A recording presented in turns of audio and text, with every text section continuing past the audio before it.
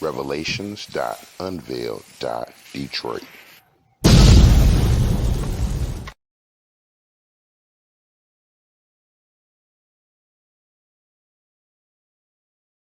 This is Revelations.Unveiled.Detroit. All praises to the Heavenly Creator that we are here together with the blessing and grace of another day of existence. All praises. And family, we are gathered here together again in our zone of safety and comfort, warmth and love, so we can continue with our examination spiritually with our eyes and ears of the carnal existence, that which we walk every day. And so, family, there is a charge, there is a spirit, a aura over the nation, around the world, globally, where white supremacy, racism, anti-Black racism is being confronted daily, examined daily, analyzed daily. And now we are upon the precipice of establishing a new order where white supremacy will now be sanctioned, punished, eradicated, and then utterly destroyed. So, family, we will be reviewing some material from USA Today on an investigation they performed, and it is in regards to white supremacists in the United States military service. So, family, this falls in the same vein as the channel series here at Revelations.Unveiled.Detroit of the playlist called Lynched Black Veterans.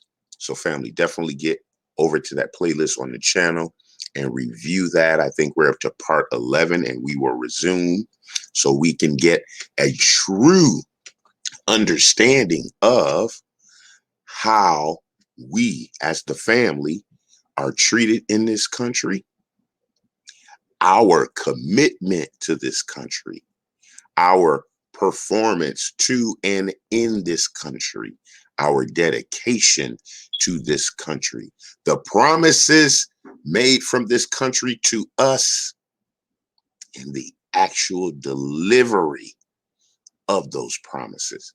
So we're going to be looking at an element in the military service, that which we are aware of, but it gives us a more current level of evidence in the spiritual case of terminating white supremacy. And so we're going to get started, family. And the article we will be reviewing is 13 investigations, no court martials. Here's how the U.S. Navy and Marine Corps quietly discharge white supremacists. So, family, we're going to get started on this article so we can get up to date. All of the links and other resources will be in the description below. Also, review the banner if you would, so that if you are so inclined with support, gifts, love, etc., the avenues will be available. All praises. And so we are getting this article queued up for you so that we can continue to dispel the myth that there is no racism. America is fair. Everyone can prosper in America. There are no barriers if you work hard, you go to school, etc. We all know the spiel. And for decades, the U.S. Navy and military corps have quietly kicked out some of the worst white supremacist ranks, offering them discharges that leave no public record of their hateful activity. A USA Today review of Navy documents found. The documents obtained via a public records request by the open government advocacy group American Oversight detailed 13 major investigations into white supremacist activity in the Navy and Marine Corps over more than 20 years. They show a pattern of which military leaders choose to deal with personnel involved in extremism by dismissing them in ways that would not attract public attention. So once again, evidences of cover-ups and corruption and coddling of the dominant society. Take what happened to Edward Fix and Jacob Lasky. In the early hours of December 10, 2000, three white men left a neo-Nazi rally and headed to downtown Jacksonville, Florida. They were looking for a black person to beat up, according to Navy records. On Main Street, they found John Joseph Newsom, 44. They beat him severely with their fists, boots, and a broken bottle, shouting, "Kill the nigger," according to the documents. Then they went looking for another victim. The trio were soon arrested and charged with aggravated battery, causing great bodily harm, and committing a hate crime. All three pleaded guilty to felonies and were sentenced to varying terms in the Duval County Jail. So they received a felony family and only served time in jail, not a penitentiary. Fix and Lasky faced another investigation. They were enlisted members of the U.S. Navy serving at nearby bases.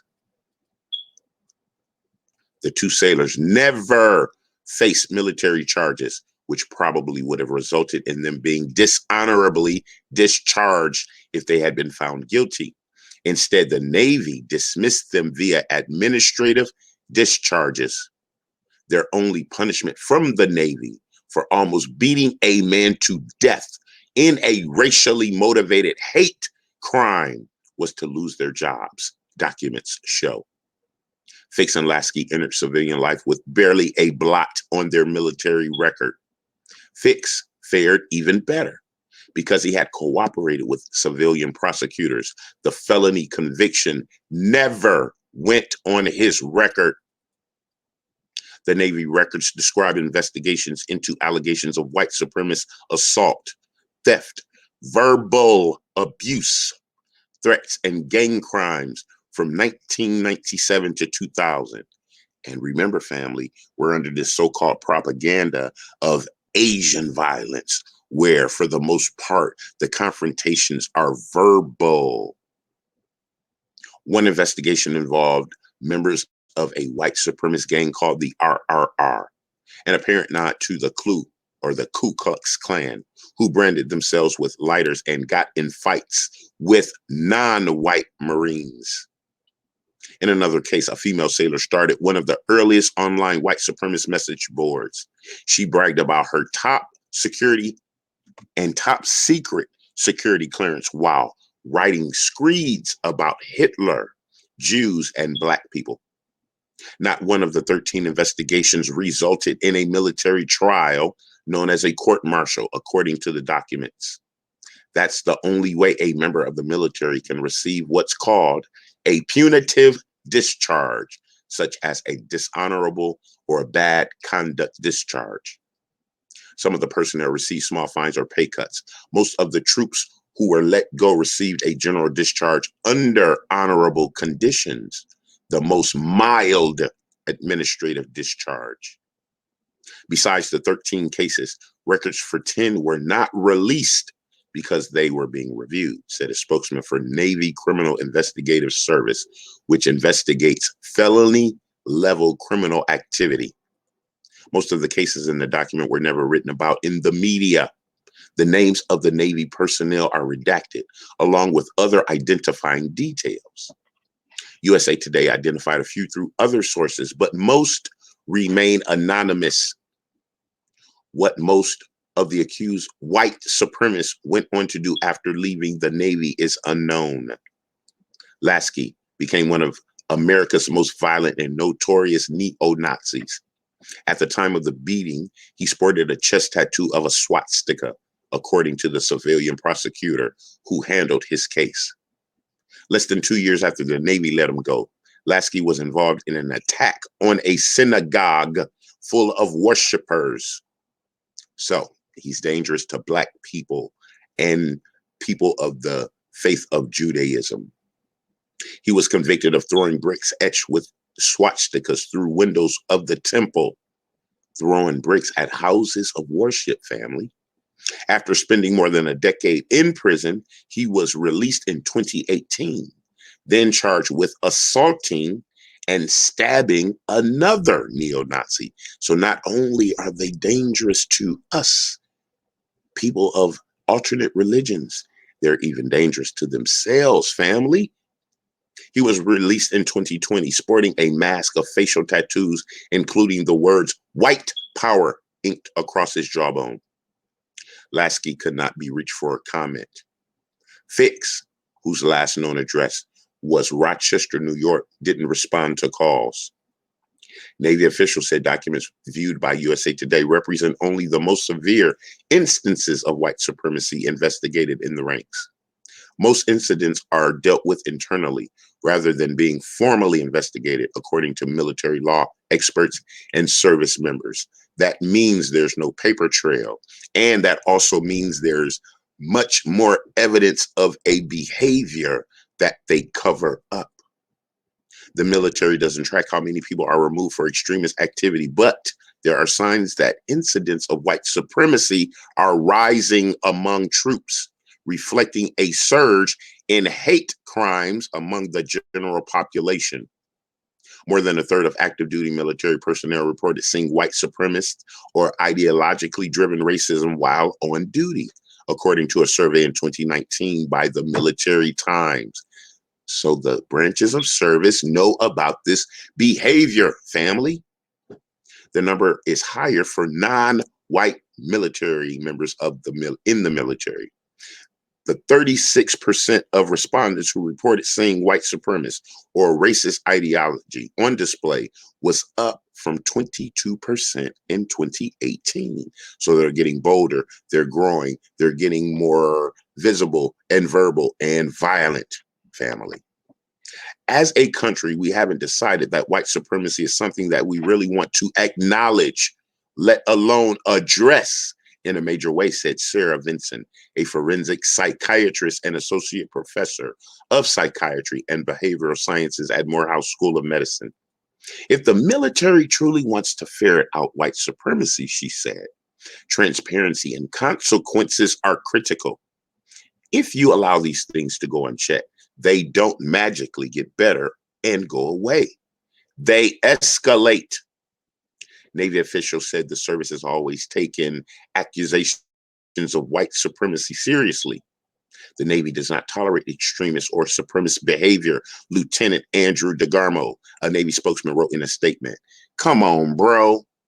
You don't tolerate it, but it's occurring in mass, a growing phenomena. So you may not tolerate it, but it's happening. Come on, man.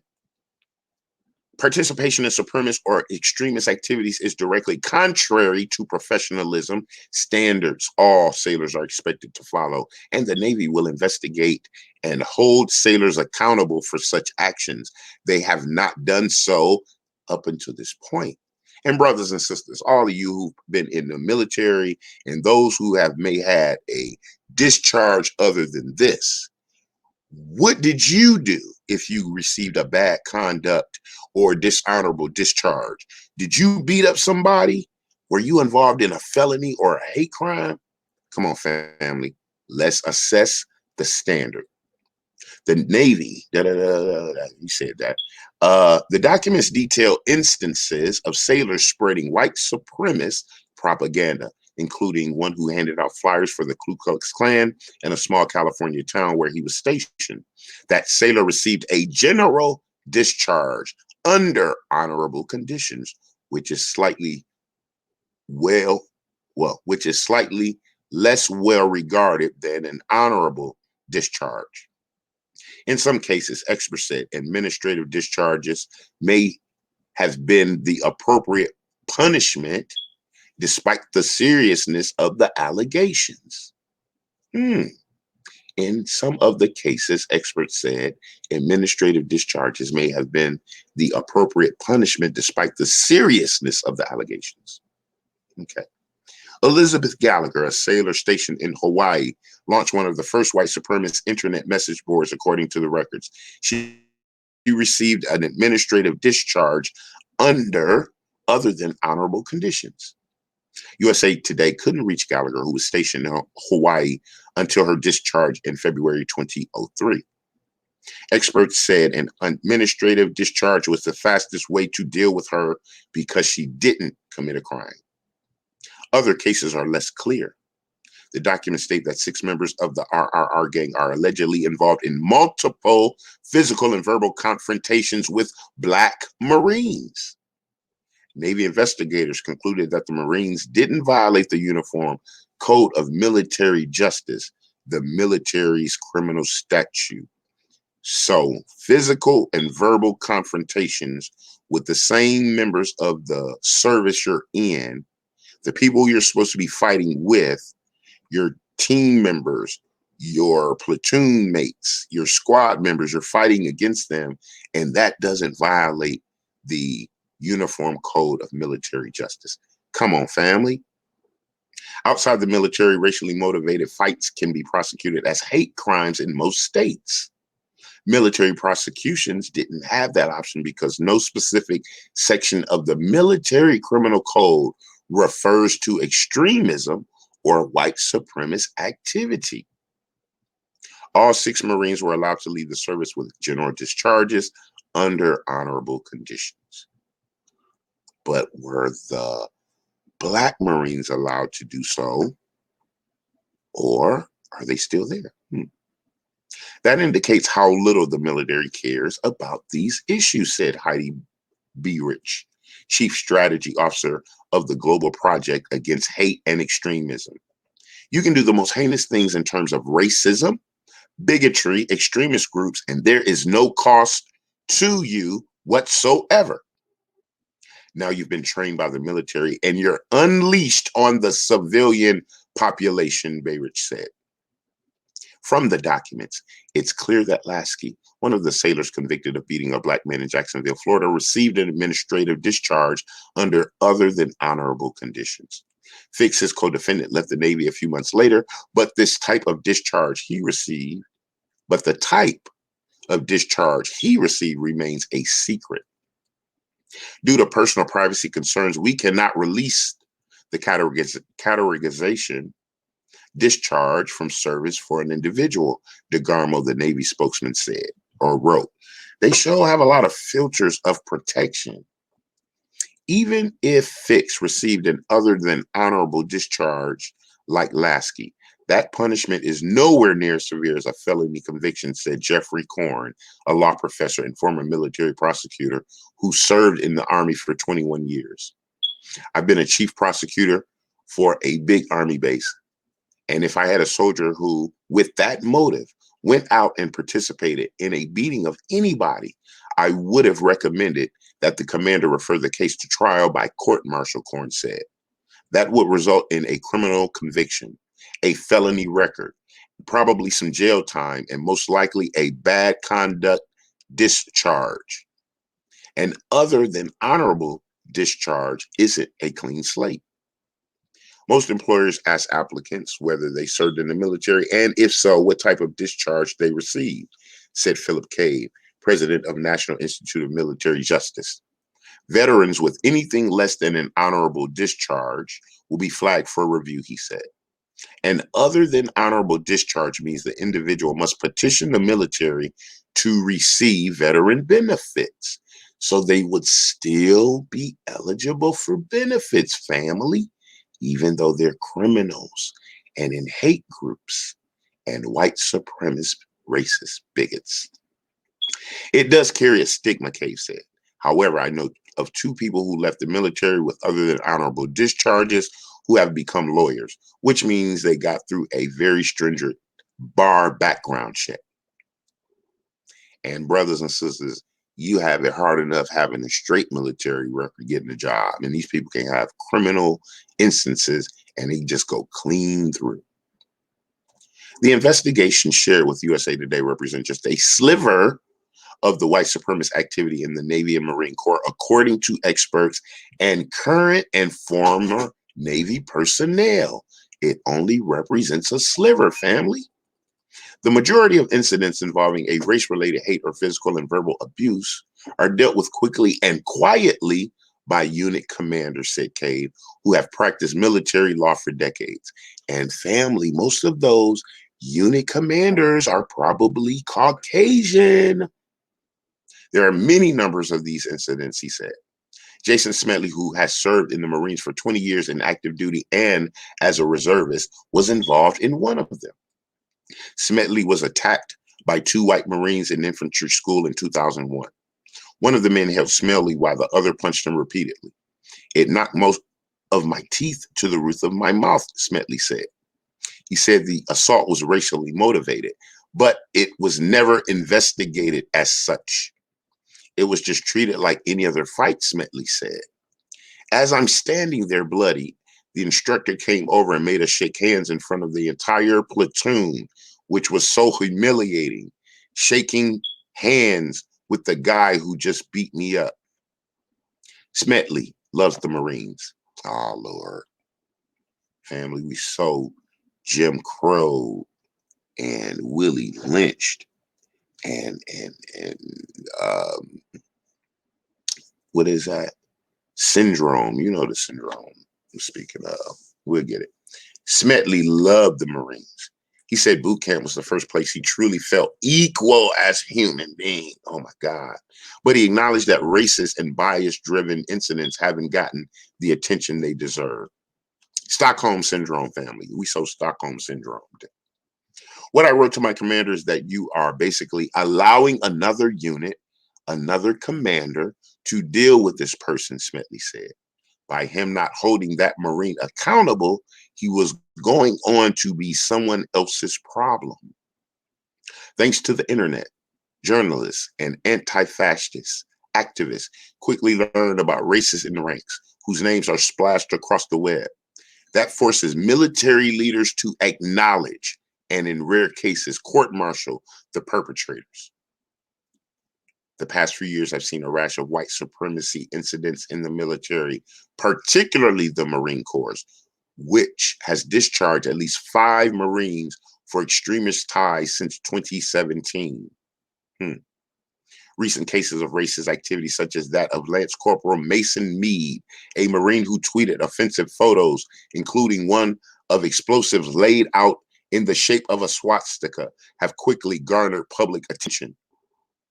The Navy swiftly ousted Meade and revealed the type of discharge he received, a general discharge with other than honorable conditions in a public statement. This man is bomb trained, family, back out into society. They couldn't ignore those incidents that have gotten attention, said Daryl Lamont Jenkins, executive director of One People's Project, who has exposed far-right extremists for 3 decades. Military leaders have acknowledged the problem of white supremacy and other types of extremism in their ranks in the past few years. In 2018, the Department of Defense sent then Representative Keith Ellison, Democrat in Minnesota, a letter outlining 27 reports of extremist activities by service members in the previous 5 years. It included such cases as that of Marine Lance Corporal Vasilios G. Pistalis, who had ties to the neo-Nazi domestic terrorist group Adam Waffen Division, ProPublica reported. Adam Waffen is a neo-Nazi terrorist group, family.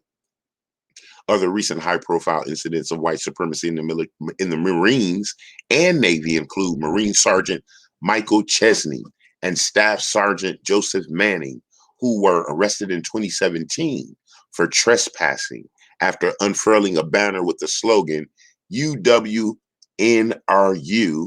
on a building in North Carolina.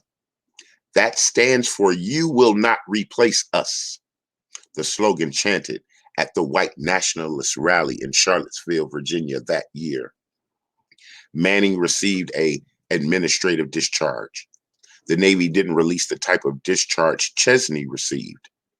In 2018, Lance Corporal Liam Collins was removed from the Marines after he was exposed for posting on a white supremacist forum. He faces federal charges of conspiring to illegally manufacture weapons, ammunition, and firearms sound suppressors. The case is ongoing. The Navy hasn't disclosed what type of discharge he received. All those cases were covered by news media. If you Google the names of those stories, they will come up. Most cases are from the 80s, 90s, and early 2000s, and they never received widespread publicity. An example of the Navy documents in the case of Gallagher, who once went by the online handle Panzerbird 88, a reference to a German tank and Adolf Hitler. USA Today identified Gallagher because the Navy document referred to One People's Project. Oh, I remember Liz Gallagher, said Jenkins, founder of the group. The military were very serious about her. The U.S. Navy Criminal Investigative Service spent more than a year investigating Gallagher, the records show. The documents show Gallagher had become romantically involved with an Army soldier who introduced her to the non-white supremacist ideology and scene, or the white supremacist scene. Messages found on Gallagher's computer showed she was spreading the word about events and rallies organized by the KKK and other white supremacist groups, according to the documents. She sported a tattoo of a symbol used by racist organizations, the documents say. According to the documents, when the investigation was done, Gallagher requested and was granted an other than honorable discharge in lieu of facing a court-martial. Apart from a brief entry on One People's Project website, Gallagher's case was never written about in the media. The story of how a member of the Navy created a forum for neo-Nazis to swap conspiracy theories about Jews and non-whites was essentially hidden from the public views for almost 20 years. At least 38 of the defendants charged with attacking the U.S. Capitol on January 6th served in the military, according to a USA Today analysis. The prevalence of veterans in the mob spurred military leaders and Congress to renew calls to address extremism in the armed services. All right, family. All praises, all praises. And so, family, I know about the traumatic effects that we undergo and we have to absorb and deliberate and marinate on a daily basis. But when we scrape away that skin and that scab grows, it makes it stronger. We get stronger. It's only going to force us to act in accordance with recompense and retribution to reset humanity in order and justice. So at this moment, there are colliding resets. The status quo are trying to take us into the new world order.